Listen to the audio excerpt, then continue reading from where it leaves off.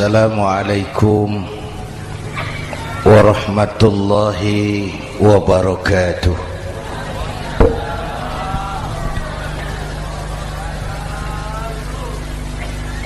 Alhamdulillahi wa kafa, wassalatu wassalamu ala sayyidina Muhammadin al-Mustafa wa ala alihi wa ashabihi ahli sidqi wal wafa, amma ba'du. Para ulama, para habaib, para masyayikh yang saya muliakan, yang terhormat Bapak Kapolres dan Bapak Dandim, Sahibul Bait, segenap keluarga besar Pondok Pesantren Raudhatul Muta'allimin Al-Aziziyah, bapak-bapak, ibu-ibu, hadirin hadirat ma'asyiral muslimin yang saya cintai. Saya bersyukur dapat menghadiri haflah Maulidin Nabiil Karim, dan saya bangga dan terharu dengan keberadaan Pondok Pesantren Raudhatul Muta'allimin Al-Aziziyah ini. Sekarang ini banyak orang bisa memberi contoh,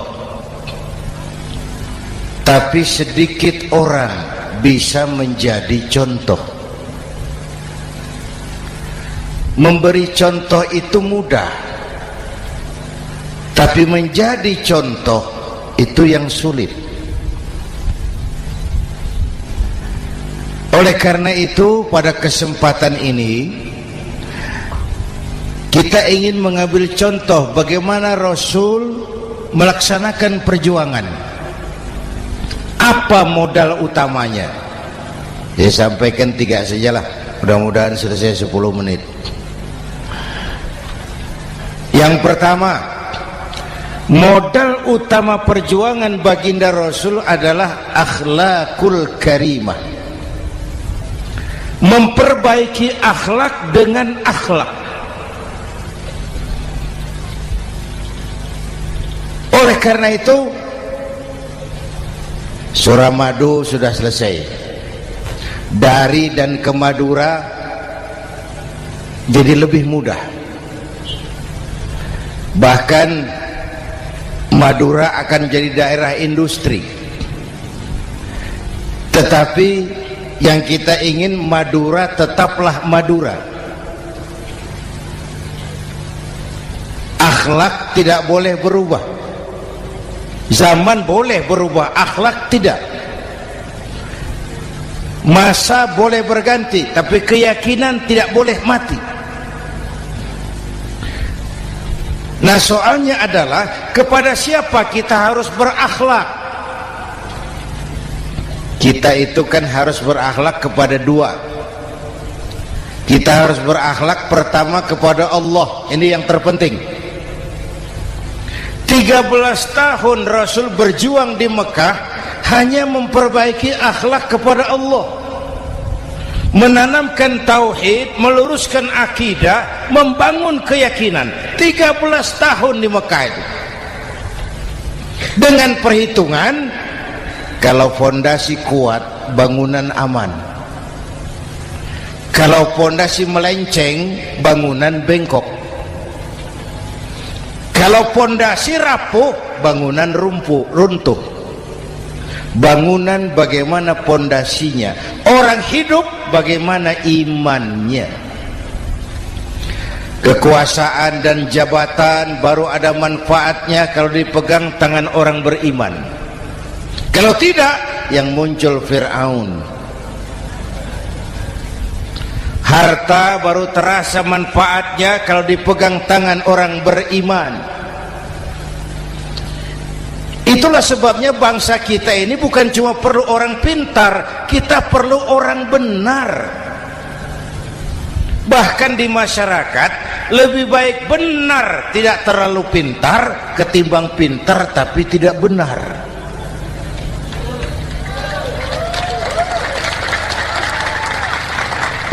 Kalau sudah pintar tidak benar, rusak rakyat itu Pak.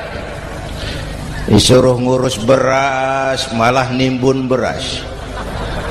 Ya, disuruh ngurus laut jadi bajak laut. Disuruh ngurus hukum, bikin hukum seperti pisau, tajam ke bawah, tumpul ke atas. Kalau yang kecil salah, hukum cepat-cepat ditegakkan. Yang besar salah, diam pura-pura tidak mengerti. Itu yang melukai rasa keadilan.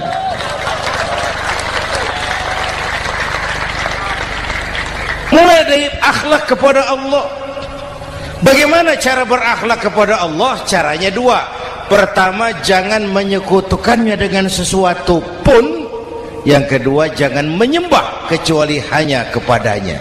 Itu akhlak kepada Allah. Konsisten, disiplin. Saya bersaksi tiada Tuhan selain Allah, maka saya tidak akan menyembah kecuali hanya kepada Allah.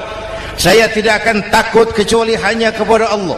Saya tidak akan minta tolong kecuali hanya kepada Allah. Saya tidak akan melarikan persoalan kecuali hanya kepada Allah. Saya bersaksi Nabi Muhammad utusan Allah, Nabi terakhir. Tidak ada Nabi sesudah Nabi Muhammad. Harga mati, titik. Disiplin. Ada yang mengaku jadi Nabi, wajib tidak percaya. Disiplin. Sekarang ini kan bangsa kita disiplinnya lemah. Korupsi agak sulit diberantas karena pejabat kita takut atasan tapi nggak takut Tuhan.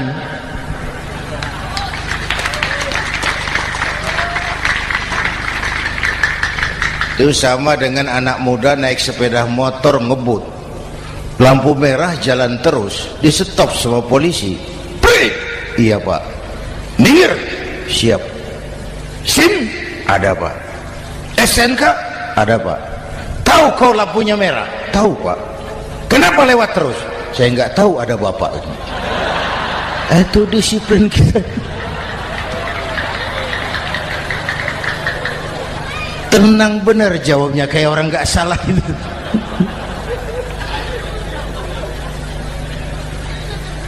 Iman.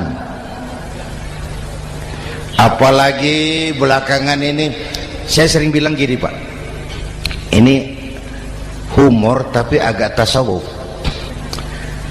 Orang yang paling tenang hidupnya itu tukang parkir. Coba lihat tukang parkir, walaupun mobil banyak, mereknya bagus-bagus, tidak pernah sombong. Tenang. Nanti mobil pergi satu demi satu, habis sama sekali, dia tidak sedih. Tenang. Mobil banyak tidak sombong, mobil habis tidak sedih. Apa rahasianya? Ternyata, nih tasawufnya di sini. Tukang parkir tidak merasa memiliki, tapi merasa dititipi. Itu. Siapa saja yang merasa memiliki, bersiaplah kehilangan, dan itu menyakitkan. Tapi kalau merasa dititipi, jabatan, harta, anak, istri, semua titipan, hiduplah seperti tukang parkir. Pertama, titipan tidak boleh bikin kita sombong. Dititipi kok sombong, tidak pantas. Ya, Pak Zainuddin titip mobil ya, silakan. Yang punya mobil pergi, saya peteteng. Tidak pantas dititipi kok sombong. Ada orang dititipi jabatan oleh Allah, sombong. Dititipi sombong. Ada enggak pejabat sombong? Ada, namanya Fir'aun. Itu pejabat-pejabat sombong anak buah Fir'aun semua. Dititipi harta oleh Allah, jadi orang kaya, sombong sama tetangga, tidak mau kenal orang lain, kecil semua, jalan tidak injak tanah. kuntilanak. Yang kedua penting, titipan harus dijaga baik-baik. Kalau tidak, yang nitip marah. Yang nitip marah. Pak, titip sepeda motor, silakan. Waktu diambil sepeda motor, kaca spion pecah, knalpot hilang, bemper hancur. Marah enggak yang nitip? Marah. Saya kan titip, kenapa enggak dijaga baik-baik? Dititipi harta oleh Allah jadi orang kaya supaya bangun pesantren, bela yatim, santuni yang lemah. Pelitnya 17 setan. Yang nitip marah. Dititipi jabatan oleh Allah isinya korupsi saja, yang nitip marah. Nah, saya mau kasih lihat sekarang. Allah titip Indonesia. Allah titip Indonesia. Hai rakyat, ini Indonesia, aku titip, kata Allah. Sebentar, ada meja mau naik. Silakan, Mas. Iklan. Ya, terima kasih. Jangan disangka kalau disediakan air teh pidatonya jadi lama. Dekorasi ini kok. Sampai mana tadi? Hai rakyat, ini Indonesia, aku titip, kata Allah. Ini negara besar dan kaya. Titipan ini ditebus dengan keringat, air mata, darah, dan nyawa. Ini bedanya. Malaysia memang merdeka, tapi diberi Inggris. Singapura merdeka, diberi Inggris. Indonesia merdeka, keringat, air mata, darah, dan nyawa. Ini negara aku titip, kata Allah. Ini negara besar dan kaya. Buminya subur. Di atas perut buminya segala tanaman hidup. Di bawah perut buminya ada gas, minyak, batu bara. Lautnya kaya, hutannya kaya. Kekayaan negeri ini harus digunakan bagi sebesar-besar kemakmuran rakyat. Itu amanat konstitusi. Disalahgunakan, dikorupsi, yang nitip marah. Yang nitip marah. Kalau dia marah, dia suruh makhluknya yang lain negur. Siapa? Merapi, Bromo, anak Krakatau. Itu Merapi demo, Pak. Kalau kita rakyat demo, anak buahnya Pak Danres turun. Tapi kalau Merapi demo, siapa yang mau ngatasi? Mbah Marijan. Selesai. Sekarang Mbah Marijan sudah kumpul sama Mbah Surip di alam barzah. Dia sudah ketemu dia. Kata Mbah Surip, tenang Mbah Marijan, tak gendong, aman sudah. Aman sudah. Saya mau bilang Merapi itu makhluk, Krakatau itu makhluk, Bromo itu makhluk. Tidak mungkin makhluk bergerak dengan sendirinya, pastilah ada yang menggerakkan. Maka baik-baiklah sama yang bikin angin supaya bertiupnya sesuai keperluan. Baik-baik dengan yang bikin air supaya datangnya sesuai kebutuhan. Baik-baik sama yang bikin gunung supaya meletusnya pelan-pelan.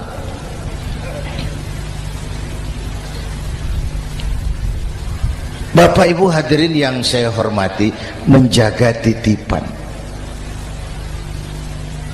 Jangan menyembah kecuali hanya kepadanya. Jangan menyekutukannya dengan sesuatu pun.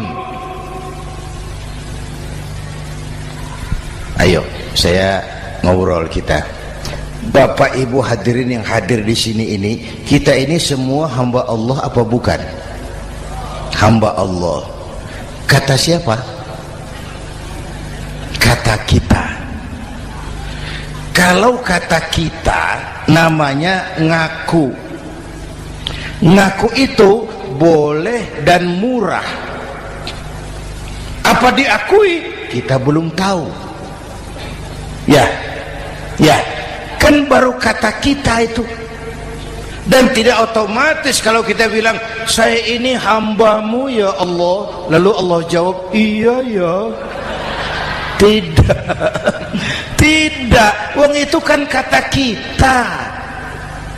Saya hamba Allah, kata saya. Berapa banyak orang perbuatannya, ucapannya berkata saya hamba Allah, perbuatannya menyatakan dia hamba setan, hamba nafsu, hamba dunia, budak jabatan. Tidak sesuai ucapan dengan perbuatan. Jadi hamba Allah itu nggak mudah, digojlok, diuji. Coba lihat, yang jelas diakui sebagai hamba itu baru satu yang kita peringati ini, baginda Nabi. Allah mengakui kapan? Waktu menceritakan Isra dan Mi'raj. Apa yang dipakai kalimat? Subhanallazi asra bi'abdih. Maha suci Allah yang telah menjalankan hambanya. Hambanya. Muhammad itu hambaku, aku jalankan dia. Allah mengakui. Kapan kalimat ini turun? Setelah Nabi digojlok, ditempa, digembleng, diuji, difitnah, dicaci maki, dilontari kotoran unta, sahabat-sahabatnya dibantai. Lolos, Muhammad betul-betul hambaku. Ayo Isra Muhammad. Subhanallazi asra bi'abdi, hambaku. Jadi kalau mau jadi hamba Allah ya diuji, digojlok, digembleng. Nah, mari kita lihat kehambaan baginda Nabi. Orang yang paling bersih hatinya Rasulullah. Orang yang paling baik akhlaknya Rasulullah. Orang yang dosanya sudah mendapat jaminan ampun Rasulullah. Tapi Rasulullah kalau sholat malam bengkak kakinya karena rajin sujud. Hati bersih, akhlak terbaik, dosa sudah diampuni. Tapi kalau sholat malam kakinya bengkak karena rajin sujud. Saya tahu di sini juga banyak yang kakinya bengkak. Cuma urusannya apa? Itu urusan masing-masing. Pada tingkat seperti itu Rasulullah, saya perlu Allah, saya perlu Allah, saya perlu Allah. Yang 100 tahun kita bangun selesai oleh gempa 3 menit. Ya. Yang 100 tahun kita bangun ternyata selesai oleh gempa 3 menit. Kita perlu Allah. Kita perlu Allah. Makanya musibah itu kan kalau menimpa orang baik-baik namanya ujian. Kalau menimpa orang setengah baik itu paru-paru yang bikin malaikat bingung. Sholat rajin, maksiat tekun, baca Quran mau, fitnah orang hobi, ngaji nyolong jalan terus. Untung di sini nggak ada yang begitu. Di Jakarta banyak. Di sini insya Allah sama. Jakarta. Orang separuh-separuh seperti itu kalau dapat musibah itu namanya teguran, bukan ujian. Kenapa ditegur? Lalai. Nah, kalau orang jahat dapat musibah itu namanya persekot. Uang muka tanda jadi. Kontannya nanti di akhirat. Kalau diuji bukan saja harus sabar, tapi harus lulus. Kalau ditegur, introspeksi, perbaiki yang kurang, kurangi yang memang berlebihan.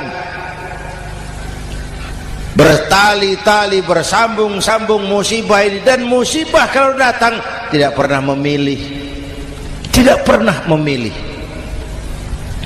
Bapak Ibu hadirin yang saya muliakan, jadi mari yang pertama jaga akhlak kita kepada Allah. Jangan menyekutukannya dengan sesuatu pun, jangan menyembah kecuali hanya kepadanya. Sekarang kan musim entertain, orang pandai membangun pencitraan, orang pinter bikin bungkusan. Sekarang ini kiai sama dukun tipis bedanya. Bener Pak, pemburu hantu pakai sorban, pakai gamis, nanti kiai pakai helm. Atribut sudah kacau sekarang ini, siapa pakai apa, siapa mau jadi apa, ndak jelas. Sementara masyarakat kita memang agak kutil, kurang teliti, cepat heran, gampang kagum. Pernah terjadi suatu saat tabrakan di jalan, keras sekali, korban jatuh berlumur darah, dikerubungi orang banyak. Datang wartawan mau ambil gambar dari dekat, sulit, banyak sekali orang ngerubung. Dia cari akal, tolong saya dikasih jalan ke dekat korban. Orang menoleh semua. Saudara siapa? Saya bapaknya korban, katanya. Dia mengaku bapaknya korban. Ya orang minggir semua, minggir, ada bapaknya korban. Orang minggir semua, dia maju ke depan korban. Sampai di depan korban pucat mukanya itu wartawan. Kenapa? Yang ketabrak anak monyet, Pak. Dia sudah ngaku bapaknya korban.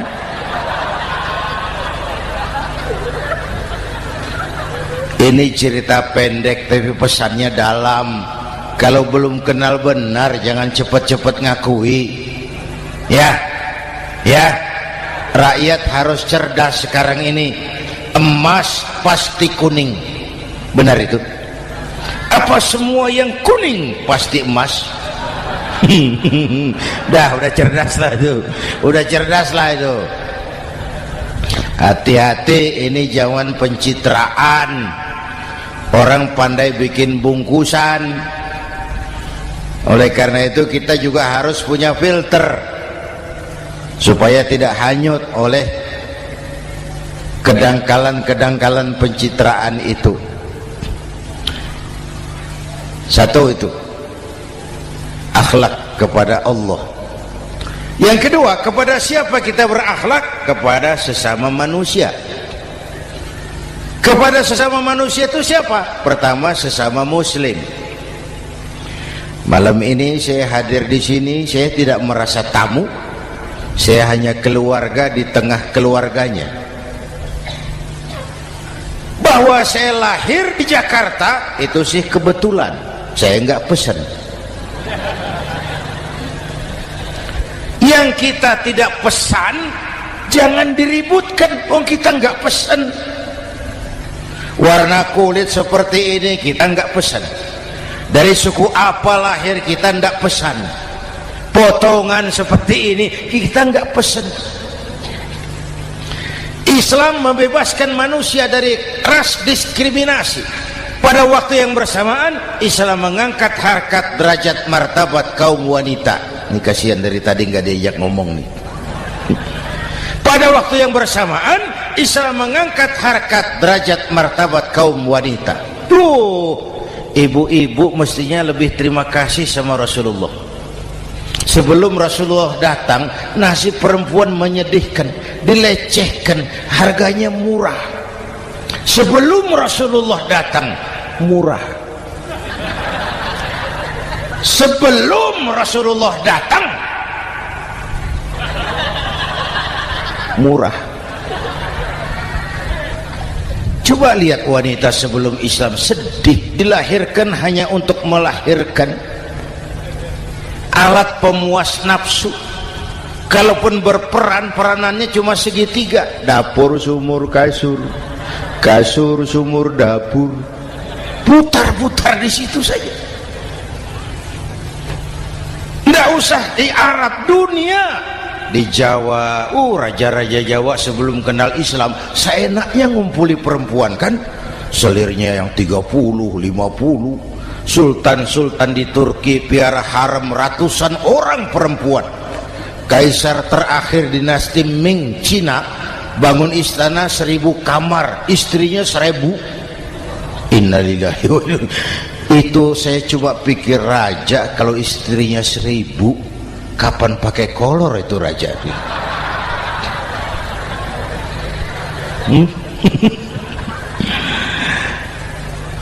Rasulullah datang terenyuh, an-nisa imadul bilad, perempuan jangan diperlakukan begitu, perempuan tiang negara, kalau baik perempuan baik negara, kalau rusak perempuan hancur negara. Waktu ditanya, ya Rasul, siapa yang paling harus saya taati di dunia? Ibumu. Setelah itu siapa lagi? Ibumu. Setelah itu siapa lagi? Ibumu. Setelah itu siapa lagi? Bapakmu. Menghargai perempuan, ibumu, ibumu, ibumu, bapakmu. Ibu 3 kali disebut, bapak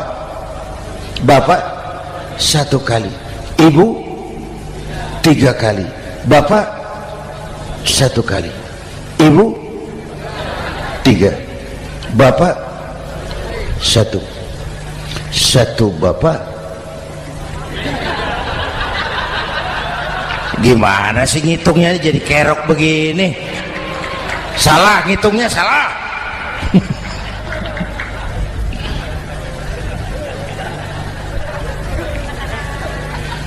Lalu dicairkan kehidupan kemasyarakatan di masjid.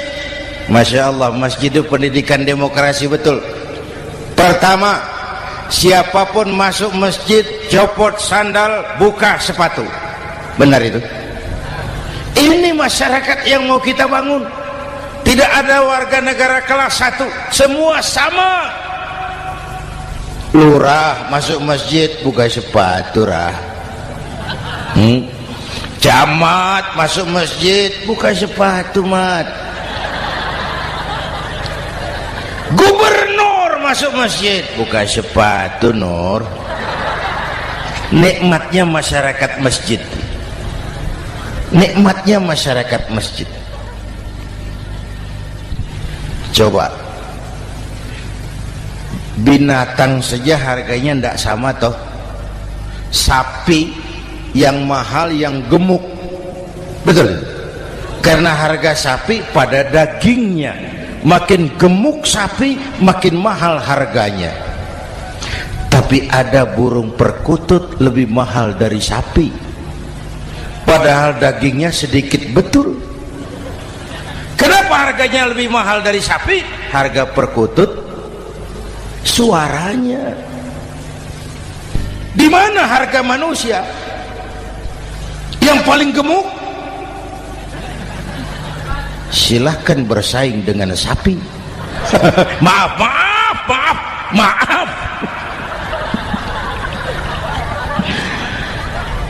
Inna akramakum indallah atqakum. Masyarakat masjid sudah copot sandal, buka sepatu, sudah masuk ke dalam sholat berjamaah. Kalau sudah ke dalam sholat berjamaah, tidak pernah kita usil dari mana orang datang, yang penting kemana dia menghadap. Itu masyarakat masjid. Dari mana kamu? Dari kidul, Pak, madhab ngulon. Kamu dari mana? Dari lor, Pak, madhab ngulon. Kamu dari mana? Dari kulon, madhab ngulon juga. Ini kan konsep Bhinneka Tunggal Ika. Dari manapun orang datang, apapun warna kulitnya, dari suku apapun ia dilahirkan, kalau akidahnya sama, itu saudara kita. Lalu sholat berjamaah. Apa itu? Hidup bermasyarakat, berbangsa dan bernegara. Harus ada imam, harus ada makmum. Kenapa? Ini saya harus agak hati-hati ya, pakai sarung angin ini. Apa tadi ngomong apa saya? Sholat berjamaah, bermasyarakat, berbangsa dan bernegara. Ada imam, ada makmum. Siapa makmum? Kita ini rakyat. Siapa imam? Para pemimpin negara. Apa bedanya? Imam harus dipilih. Makmum nggak usah. Coba baca kitab fikih yang setebal apapun, nggak ada bab pemilihan makmum. Nggak usah, makmum nggak usah dipilih. Orang buta boleh jadi makmum, orang bisu boleh jadi makmum, tukang mabuk boleh jadi makmum, tapi tidak tiap orang boleh jadi imam. Imam harus dipilih. Siapa yang jadi imam? Pertama, a'lamuhum, orang yang paling alim di kampungmu angkat jadi imam. Yang paling alim, bukan yang paling tua. Yang paling alim, tahu urusan, punya konsep, punya visi dan misi, mengerti negara ini mesti dibawa kemana, jalan keluarnya apa, angkat jadi imam.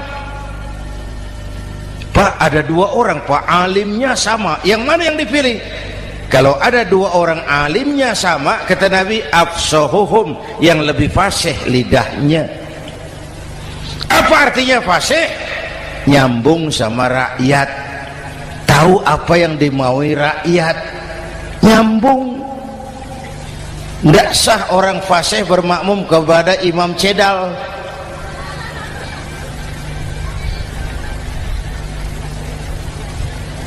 Kenapa Bu? Nyambung. Capek kalau punya imam gak nyambung sama makmum. Makanya kalau sudah jadi imam, pesan Nabi apa? Idza amma ahadukumun nasa falyukhaffif. Kalau kamu jadi imam, ringankan sholat kamu, jangan terlalu panjang. Itu makmum tidak sama kekuatannya. Ada yang tua renta, diri saja sudah gemetar. Ada makmum yang punya darah tinggi, kalau sujud lama kepalanya sakit. Ada makmum yang sudah janji habis sholat mau terima uang. Jangan kalau sudah jadi imam di kota, sholat isya berjamaah, rakaat pertama selesai Fatihah, Yasin, bubar makmum itu. Jadi imam jangan terlalu lama, kayak Husni Mubarak tuh, kelamaan jadi imam, 30 tahun, rakyat capek.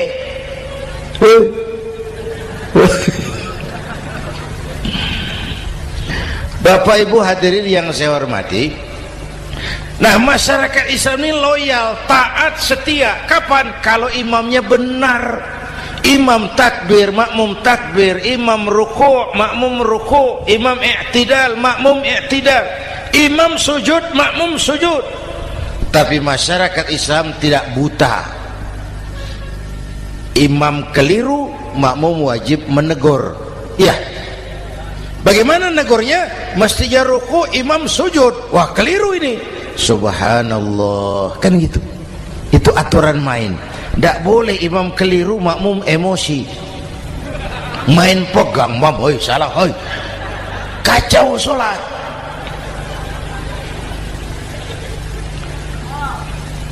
Imam buang angin, apa makmum lalu berkata, demi kesetiaan saya kepada imam, imam buang angin, saya lebih keras lagi. Goblok.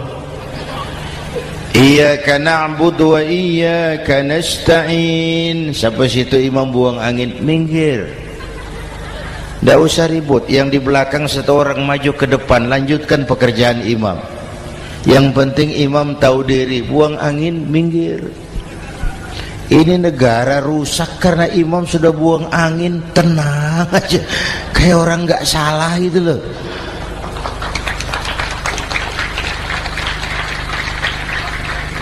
Selesai sholat dikasih tahu, imam tadi buang angin ya sedikit. Apa kalau nggak sedikit lalu nggak rusak sholat itu? Nah, dalam berjaga akhlak kepada sesama, ayo kita jaga kesatuan, persatuan, kerukunan, kekompakan. Ini pesantren Raudhatul Muta'allimin Al-Aziziyah, ini aset kita. Keberadaannya, pengembangannya, kelangsungannya bukan sekedar tanggung jawab pengurusnya, tanggung jawab kita sesuai dengan bidang dan kemampuan masing-masing. Yang punya jabatan bantu dengan wewenangnya, yang punya harta bantu dengan uangnya, yang punya tenaga bantu dengan tenaganya, yang bisa doa bantu dengan doanya, yang tidak bisa apa-apa bantu dengan diam. Diam saja lumayan loh itu membantu.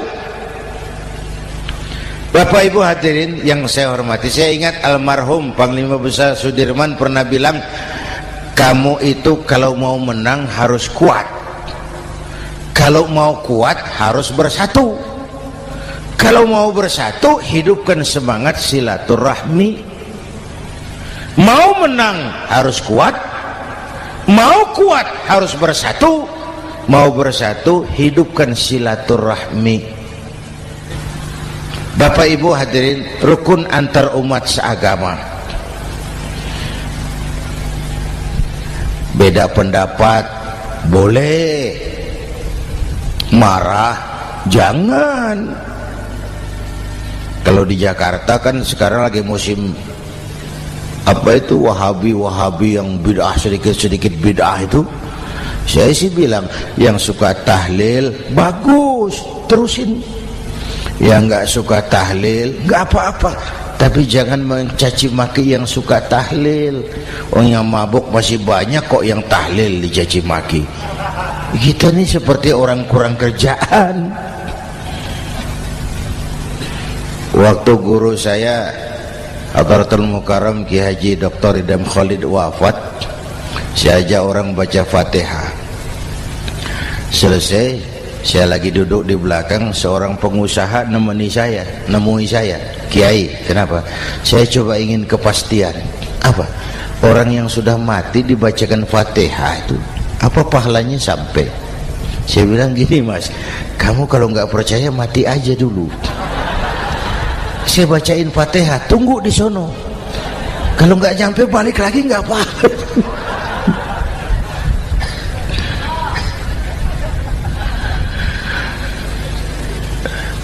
Depan rumah saya itu ada masjid, Pak, pakai beduk seperti itu. Ada teman saya Kiai pakai beduk masjidnya. Iya pakai. Kan Rasulullah enggak pakai. Enggak memang. Bid'ah tuh. Loh, siapa bilang? Beduk itu bukan agama, itu budaya, tanda masuk waktu. Bukan manggil orang sholat. Manggil orang sholat pakai azan. Tanda masuk waktu, itu hebatnya Wali Songo, pakai beduk. Kalau nggak mau pakai beduk boleh, teriak-teriak juga boleh. Maghrib, boleh. Tapi Wali Songo kan bijaksana, pakai beduk saja, sekali pukul satu desa dengar. Itu bijaksananya dakwah Wali Songo. Kalau beduk dianggap bid'ah, miskin kita. Itu budaya. Seperti sepeda motor, itu budaya. Kalau nggak mau pakai beduk boleh, teriak-teriak juga boleh. Maghrib, boleh. Tapi Wali Songo kan bijaksana, pakai beduk saja, sekali pukul satu desa dengar. Itu bijaksananya dakwah Wali Songo. Kalau beduk dianggap bid'ah, miskin kita. Itu budaya. Seperti sepeda motor, itu budaya. Kalau beduk dia nggak bid'ah, sepeda motor bid'ah tuh. Rasulullah nggak pakai, jual, beliin unta.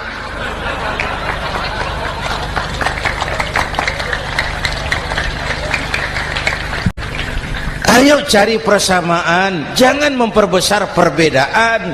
Hormati pendapat orang kalau pendapat kita juga ingin dihormati. Kasus Ahmadiyah meledak lagi di Cikesik, Banten.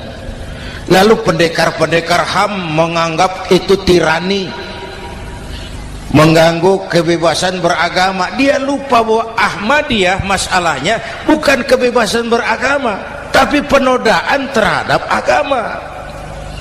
Kalau kebebasan beragama sih umat Islam welcome. Orang mau Hindu, mau Buddha, mau Kristen bebas memilih agamanya masing-masing. Tapi ini kan Ahmadiyah lain, ngakunya Islam tapi ada nabi lagi sesudah Nabi Muhammad, namanya Mirza Ghulam Ahmad, asal dari India.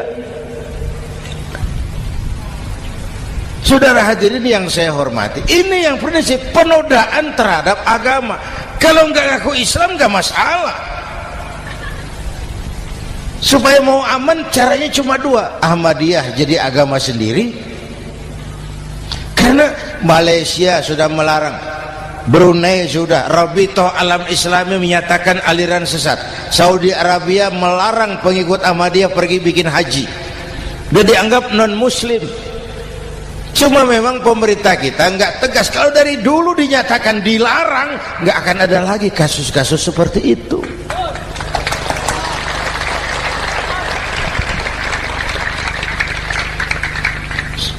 Nah, selain itu kita umat juga harus disiplin. Coba sudah berapa banyak nabi bermunculan di Indonesia. Dan Indonesia ini saya heran, Indonesia ini pasar bagus, Pak. Kalau ada nabi, ada aja pengikutnya, saya heran tuh. Indonesia ini pasar bagus. Ada Ahmad Musaddiq Al-Qiyadah, jadi nabi. Konsultan bulu tangkis jadi nabi. Dapat wahyunya di Bogor. Ditangkap polisi 4 tahun. Muncul lagi di Bandung, namanya Sayuti, tukang cukur, ngaku dapat wahyu jadi nabi, ditangkap polisi lagi 2 tahun. Di Malang Ustadz Roy, ya sebenarnya petinju, dia masuk Islam, mu'alaf, belajar Islam tidak pakai guru, diutak-atik ayat Quran. Sholat kita harus mengerti artinya, maka sholat boleh pakai bahasa masing-masing. Ramai masjid. 2 tahun penjara. Di Jakarta muncul lagi Lia Edan, ngaku Jibril, ditangkap juga oleh polisi. Kita salut sama polisi kita lah, bukan cuma teroris, Jibril ditangkap Pak Kapolres. Saya bilang sama teman-teman polisi, untung dia ngaku Jibril, Pak. Coba kalau dia ngaku Israel, lebih gawat itu.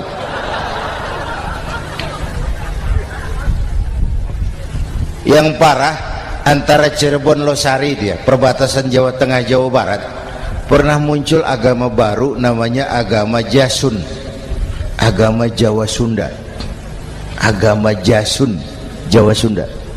Yang jadi nabi Tugimin. La haula wala quwata. Saya bilang ini jangan jadi nabi, jadi kiai juga nggak angker ini. Al Mukarram Bapak Kiai Tugimin, nggak enak. Yang lebih ndak enak selawatannya loh itu.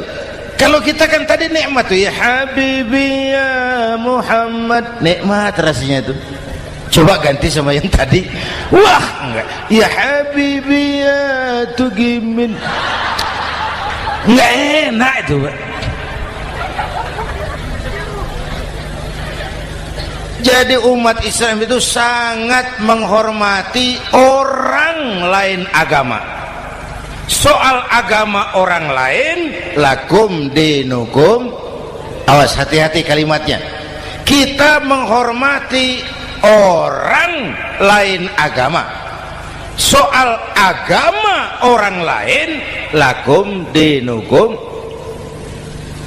kita memang yakin cuma Islam agama yang benar, tapi bukan berarti kita boleh menghina agama orang lain. Kenapa? Kalau agama kita yang dihina, kita kan sakit hati. Orang lain sama dong. Itu sebabnya Allah berpesan, jangan kau caci maki Tuhan mereka, karena mereka akan balas mencaci maki Tuhanmu. Dan itu artinya mencaci maki aku, kata Allah. Jelas ini? Jelas? Justru karena umat Islam mayoritas di Indonesia, maka kerukunan antar umat beragama terjaga dengan baik. Oh, kalau umat Islam mau main kasar, mau main kayu, mau main keras, umat Islam ini 85%, yang lain pasti selesai. Saya jamin selesai. Tapi kan tidak. Kita sadar betul ini negara Pancasila. Kita sadar betul bahwa kita harus menghargai orang lain agama, menjaga kerukunan, rukun antar umat beragama. Yang ketiga, rukun antar umat beragama dengan pemerintah.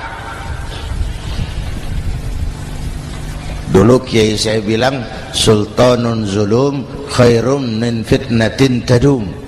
Pemerintah yang jelek pun sebenarnya masih lebih lumayan ketimbang tidak ada pemerintahan. Kalau itu ukurannya. Coba umpama nanti Pak SBY sudah terlalu pusing, lalu pengumuman jam 000, seluruh rakyat Republik Indonesia saya umumkan mulai malam ini tepat jam 000 pemerintah bubar. Ayo bayangkan seperti apa kita tanpa pemerintah. Hukum rimba, yang kuat menekan yang lemah, yang kaya merampok yang miskin.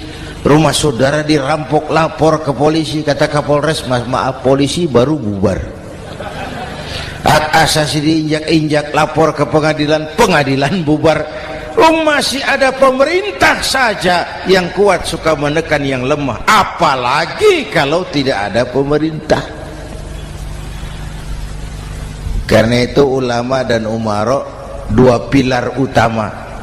Kalau kuat keduanya, kuatlah masyarakat. Kalau rapuh keduanya, maka rapuhlah juga masyarakat. Bapak Ibu hadirin yang saya hormati, ini yang kedua, kita harus berakhlak kepada sesama. Yang ketiga, kepada siapa kita harus berakhlak? Kenapa? Iya, saya cuma lihat jam. Yang ketiga, kepada siapa kita harus berakhlak? Kita ini harus berakhlak kepada makhluk Allah yang lain di luar manusia. Kepada air kita harus berakhlak loh Pak. Saya dulu remaja ngaji fikih, kiai ngajar makruh buang air kecil di tanah yang berlubang. Saya protes, kenapa makruh kiai? Pertama, untuk kesehatan. Siapa tahu di lubang yang kau kencingi ada gas beracun. Kalau tidak kiai, kalau tidak maka artinya kau harus melindungi binatang yang ada di dalam lubang. Siapa tahu di lubang yang kamu kencingi ada semut sedang rapat membahas masalah Mesir. Apa dosanya lalu mati dikencingi? Ini namanya rahmatan li semut. Bapak Ibu hadirin yang saya hormati, ada hadis sederhana, fa iza zabahtum fa ahsinu zibhata. Kalau kamu menyembelih hewan, sembelihlah dengan cara yang terbaik. Jangan nyembelih ayam pakai pisau tumpul, itu namanya tidak berperi kebinatangan. Kepada ayam kita berakhlak, kepada pohon kita berakhlak, kepada air kita berakhlak.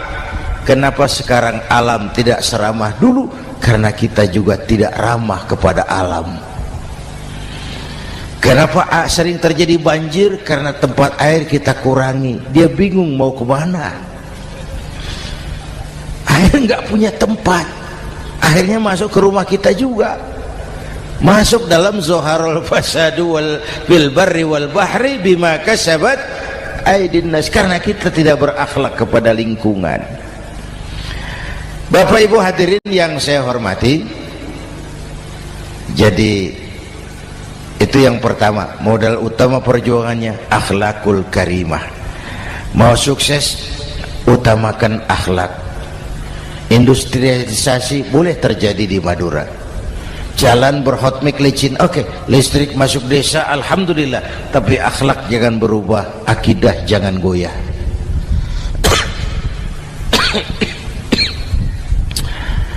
Teknologi tidak bahaya, yang bahaya orang yang menggunakannya. Wayang itu yang namanya cepot itu bisa selawat badar kalau yang megang Anom Suroto. Cepot bisa selawat badar kalau yang megang Anom Suroto. Wayang bagaimana dalangnya, teknologi bagaimana orang yang menggunakannya. Satu. Yang kedua, yang kita contoh dari baginda Rasul, beliau itu sejak kecil tidak dimanjakan, Pak. Lahir ke dunia tidak sempat melihat wajah bapak. Umur 6 tahun ditinggal ibu. Umur 9 tahun ngembala kambing, berniaga ke Syam. Syam itu Syria sekarang. Umur 9 tahun bisnis lintas negara dari Saudi ke Syria. Remaja tidak dimanjakan, kerja keras, peras keringat, banting tulang, tidak ada pekerjaan halal yang hina.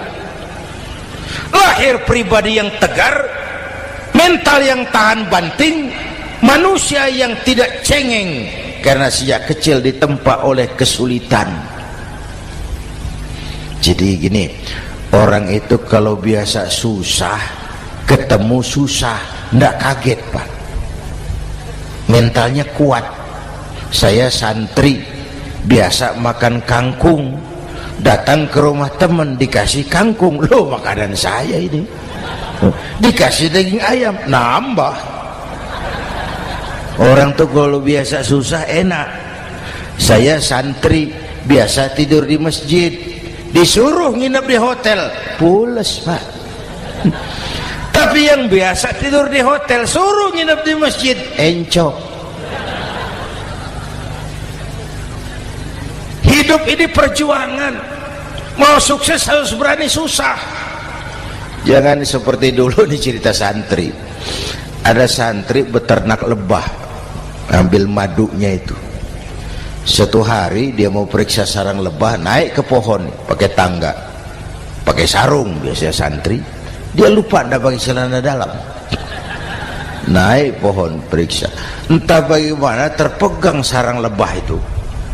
Berhamburan lebahnya keluar. Salah satu masuk ke sarungnya. Tergigitlah Al-Mukarramnya itu. Dia menjerit, aduh, jatuh berguling ke bawah. Sudah lama jatuh, dia buka sarungnya, dia lihat bengkak. Karena bengkak kan jadi besar, senang juga dia.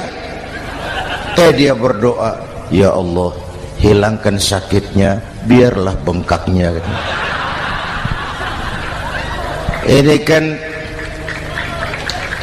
ini doa orang nggak konsekuen. Bengkak dan sakit itu paket. Mau bengkak ya harus berani sakit. Masa sakitnya bengkaknya mau, sakitnya nggak mau. Itu satu itu. Yang kedua, kita ini sering kalau punya cita-cita sering seperti rapat tikus. Satu hari sekelompok tikus rapat paripurna tikus untuk mengantisipasi bahaya kucing. Bagaimana supaya kucing itu jangan lagi mengganggu kita.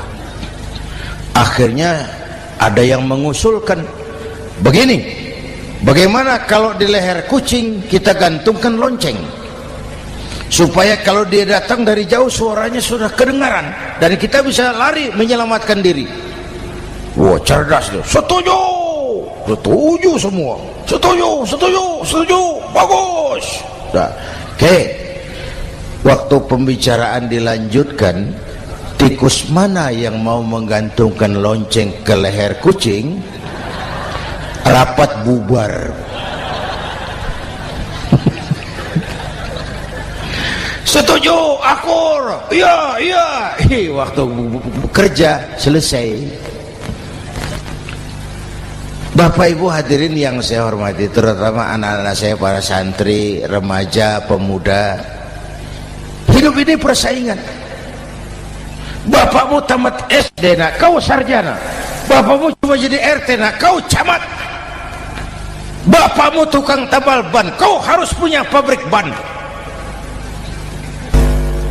Anak saya pertama dulu saya titip mondok di Tebu Ireng.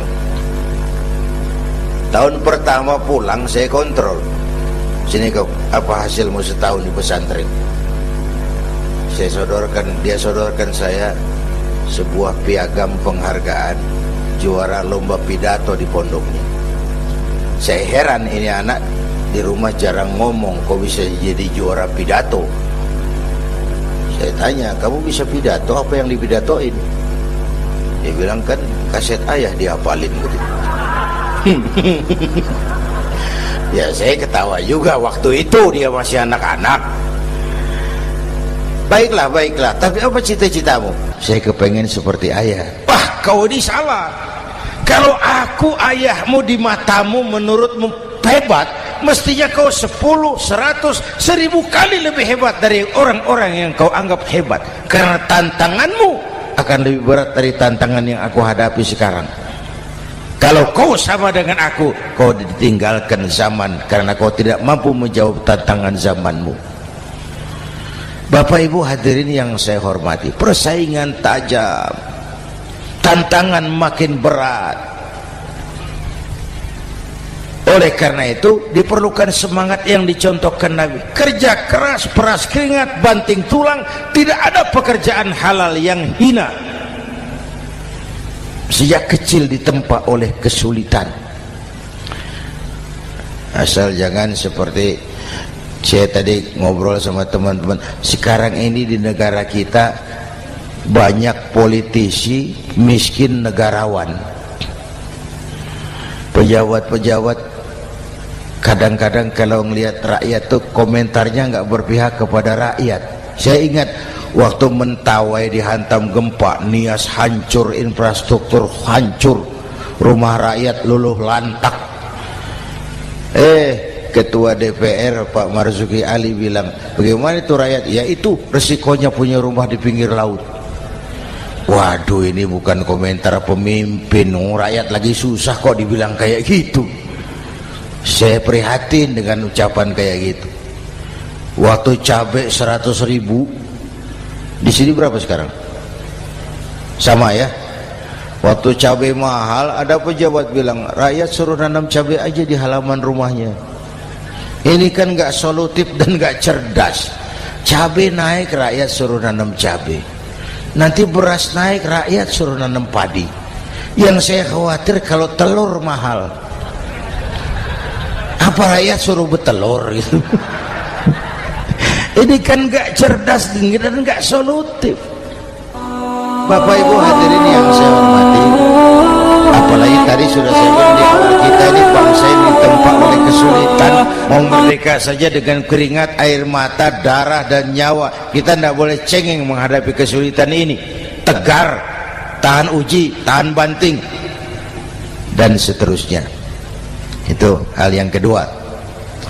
Yang ketiga, terakhir, Rasulullah itu sosok yang ibadahnya luar biasa. Tadi sudah saya jelaskan sebagian. Ibadahnya luar biasa. Ayo kita bantu keamanan negeri kita ini. Dengan apa? Istighfar. Wa ma kana Allahu mu'adzibahum wa hum yastaghfirun. Allah tidak akan turunkan bencana selagi di tengah mereka masih banyak orang-orang yang istighfar. Rasulullah yang dosanya sudah diampuni sehari 100 kali istighfar. Ayo kita ngobrol ini. Pak, saya ini Zainuddin ini, kalau mengharap masuk surga dengan amal yang saya kerjakan sendiri, rasa-rasanya tipis harapan. Bener. Sholat saya berapa banyak saya tahu, sedekah saya berapa duit saya tahu, dosa saya berapa banyak saya tahu. Lalu saya baca sejarah, Nabi Adam dosanya 1, makan buah khuldi, dikeluarkan dari surga. Nabi Adam dosanya 1, dikeluarin. Kita dosanya banyak, kepengen masuk. Ini nggak nyambung ini. Nabi Adam Nabi Adam dosanya satu, dikeluarin dari surga. Kita dosanya banyak, kepengen masuk, nggak nyambung. Apa yang bikin saya besar hati? Apa yang bikin saya optimis? Ada dua, Pak. Pertama yang disebut rahmat Allah, yang kedua disebut syafaat Rasulullah. Dua itu, Pak. Oh, kalau kita ini insya Allah nanti sampai ke surga, amin, amin. Kalau kita ini sampai ke surga, Pak, saya jamin itu bukan karena amal kita, itu karena rahmatnya Allah. Ndaklah seberapa banyak sih amalan kita mau menggapai surga. Kalau bukan karena rahmatnya Allah, sulit sampai ke sana. Manusia, dosamu besar, tapi lihat rahmatku lebih besar. Manusia, salahmu banyak, tapi ampunanku lebih banyak. Kau nangis di hadapanku, aku senyum melihatmu. Kau berjalan menujuku, aku berlari menyambutmu. Istighfarnya sehari 100. Lalu ada hadis qudsi, inni la ahammu bi'adzabi ibadi. Kadang-kadang aku pengen turunkan azab, bencana kepada manusia, tapi ketika aku melihat 3 perkara, murkaku surut, bencana aku tarik kembali. Coba perhatikan hadis kursi ini. Allah mau marah hendak jadi, bencana ditarik, musibah diangkat. Kenapa? Ada yang meredam murka Allah. Allah enggak jadi marah. Siapa? Pertama, suyukhan rukka. Aku lihat orang-orang tua tengah malam sujud sambil berlinang air mata, nangis di hadapan Allah. Itu kita hutang jasa loh, Pak, sama orang-orang yang tengah malam sujud nangis di hadapan Allah. Lihat yang begitu Allah tidak jadi marah.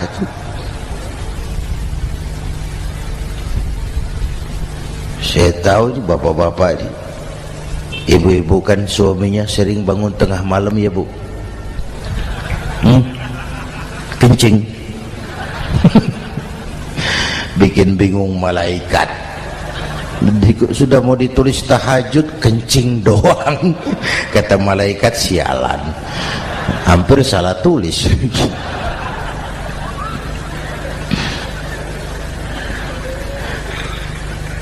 Aku lihat orang tua tengah malam sujud sambil berlinang air mata. Lalu aku lihat bayi-bayi tanpa dosa masih menyusu, sibyanan rudda.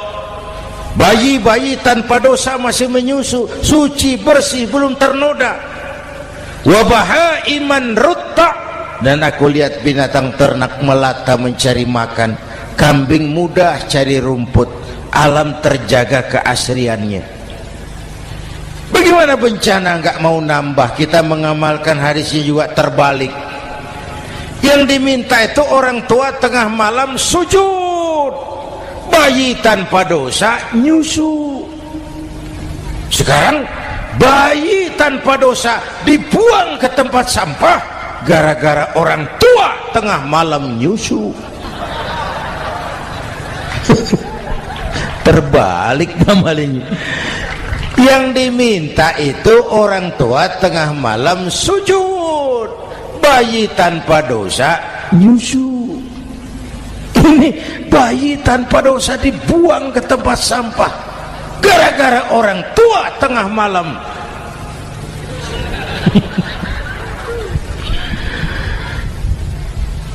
Bapak Ibu hadirin yang saya hormati, rahmat Allah kita perlu. Yang kedua, syafaat Rasulullah. Mari saya cerita syafaat sedikit. Ini sudah jam 00:05 ya. Ini kalau hitungan Indonesia ini sudah ganti hari, Pak. Jadi inilah ceramah terpanjang di dunia. Bayangkan saya pidato dari hari Selasa sampai hari Rabu.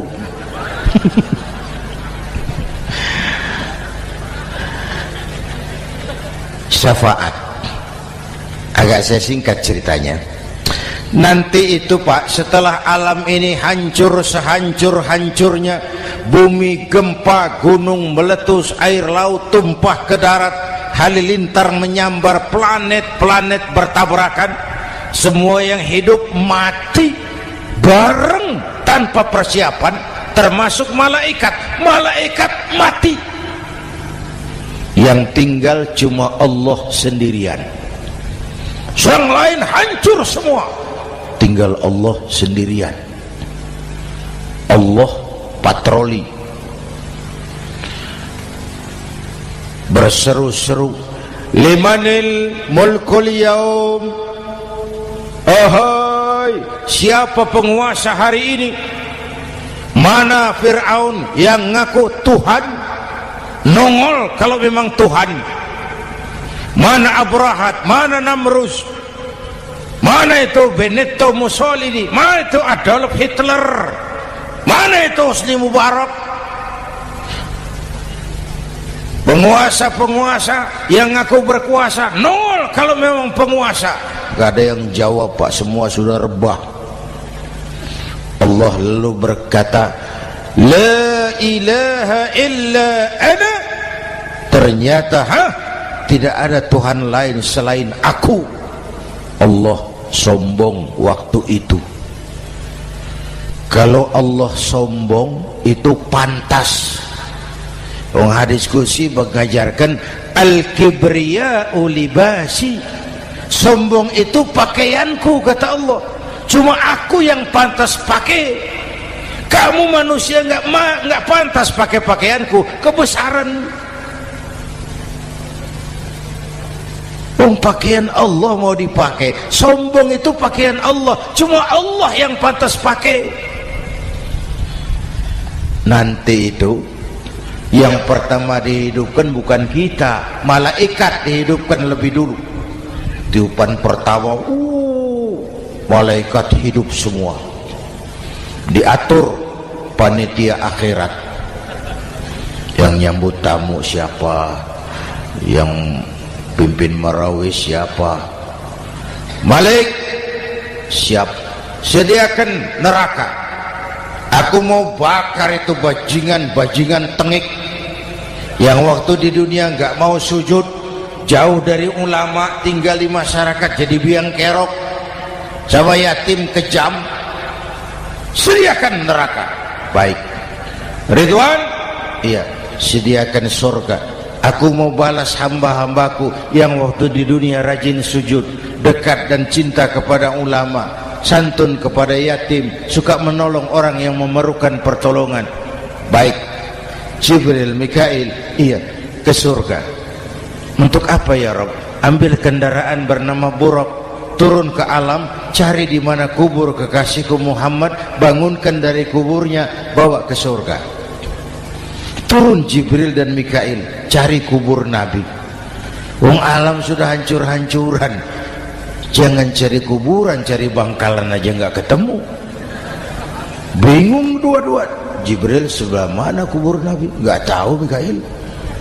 Lalu dua-duanya sujud mohon pertolongan Allah. Dengan izin Allah terbuka kubur Nabi. Allahumma sholli alaihi wa ala alihi. Bangun dari tidur seperti orang bangun dari kubur seperti orang bangun tidur. Nabi mengusap mata, menoleh ke kanan Jibril, menoleh ke kiri Mikail.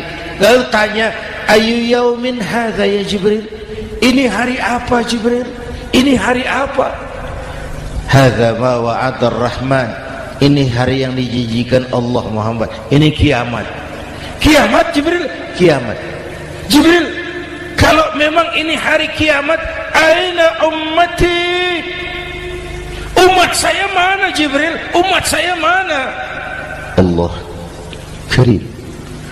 Belum pernah saya lihat di dunia ada satu pemimpin yang begini besar cintanya kepada umatnya seperti baginda Rasul. Dari dunia sampai akhirat beliau cinta kita. Dari dunia sampai akhirat beliau bela kita.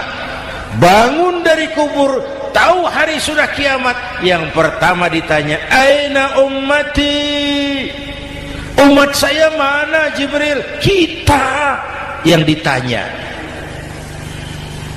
Kalau saya yang pertama dibangkitkan dari kubur, lain pertanyaannya.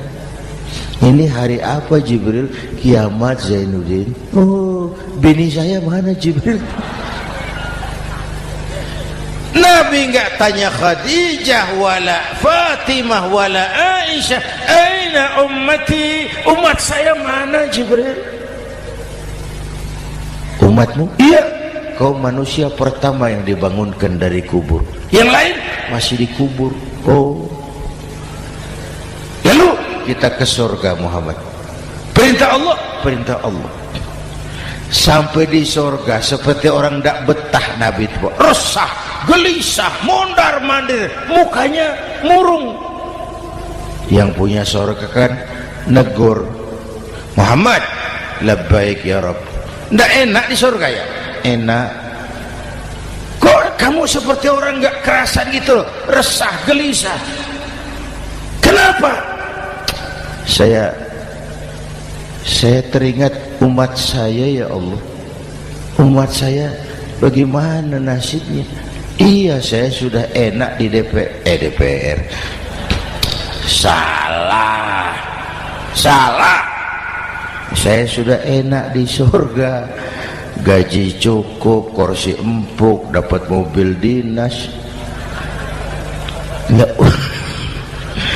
Umat saya yang waktu kampanye kepanasan itu gimana nasibnya tuh?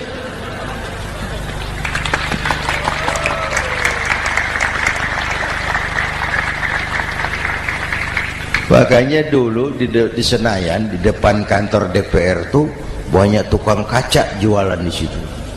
Saya bilang itu tukang kaca pintar dagangnya di situ. Pas, maksudnya supaya yang mau berkantor di situ ngaca dulu. Ya, wakil lurah pasti tidak lebih tinggi dari lurahnya. Wakil camat tidak lebih tinggi dari camatnya.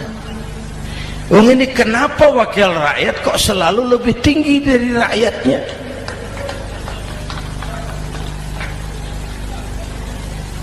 Kan yang memberikan mandat kita rakyat. Kemerdekaan bertujuan mengantarkan rakyat ke gerbang kesejahteraan.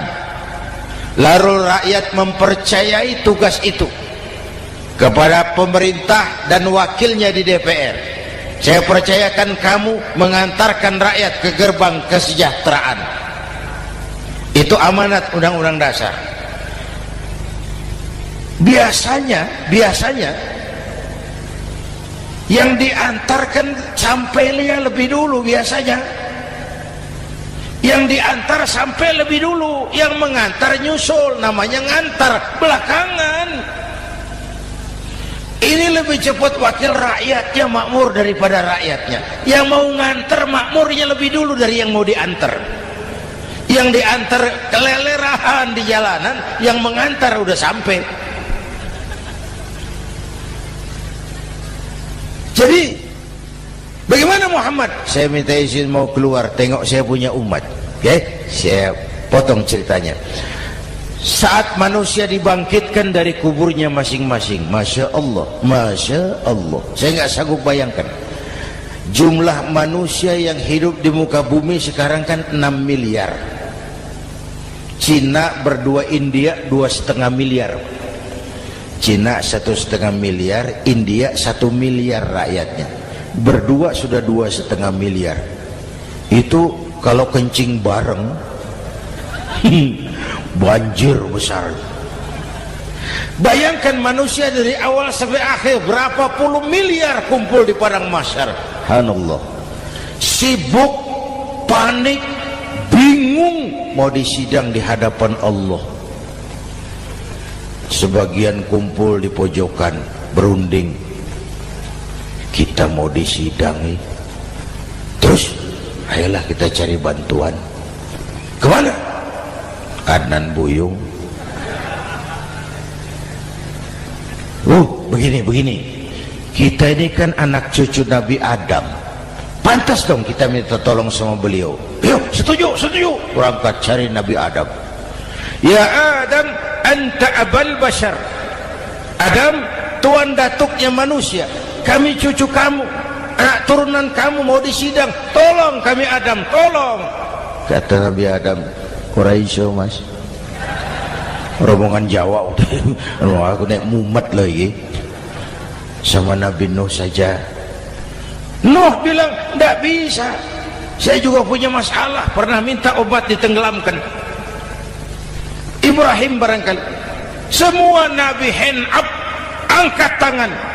Dikala itu yauma la yanfa'u malun wala banun, di mana harta tidak ada lagi artinya, anak-anak tak jadi beban, tiap orang sibuk dengan urusannya sendiri-sendiri. Saat itu ada satu pemimpin, Allahumma salli alaihi wa ala alihi, diizinkan Allah.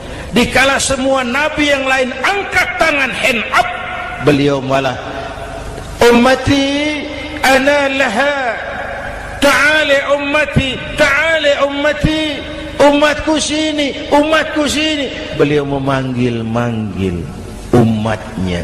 Yang bagaimana yang dipanggil? Ada hadis, inna ummati ya'tuna yaumal qiyamah ghurran muhajjalin min atharil wudu. Umatku besok di akhirat datang menghadap Allah dengan muka bersinar-sinar karena sering wudu. Sering wudu kan sering sujud. Masa cuma wudu tapi enggak sujud? Itu nanti enggak usah mengaku Rasul yang panggil, sini umatku.